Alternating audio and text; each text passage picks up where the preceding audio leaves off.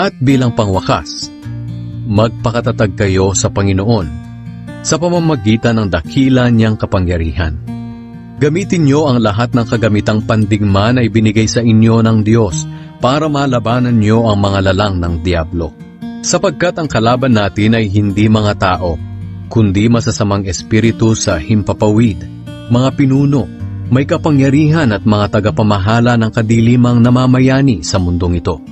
Kaya gamitin niyo ang lahat ng kagamitang pandigma na ibinigay sa inyo ng Diyos, para sa oras na dumating ang kasamaan ay magawa ninyong makipaglaban, at pagkatapos ng pakikipaglaban ay manatili pa rin kayong matatag. Kaya maging handa kayo. Gawin ninyong sinturon ang katotohanan. Isuot nyo ang pagkamatuwid bilang pananggalang sa dibdib ninyo. Isuot nyo bilang sapatos ang pagiging handa sa pangangaral ng magandang balita na nagbibigay ng kapayapaan.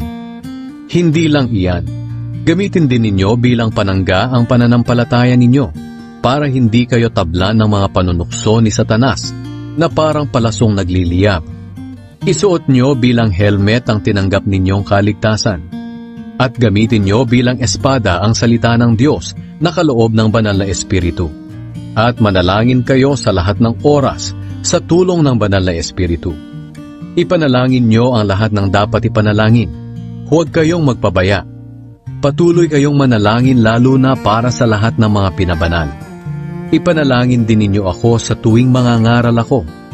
Nabigyan ako ng Diyos ng wastong pananalita para maipahayag ko ng buong tapang ang magandang balita na inilihim noon. Sapagkat isinugo ako ng Diyos para mangaral ng magandang balitang ito na siyang dahilan ng pagkakabilanggo ko. Kaya kung maaari, ipanalangin ninyong maipahayag ko ito ng buong tapang, gaya ng nararapat.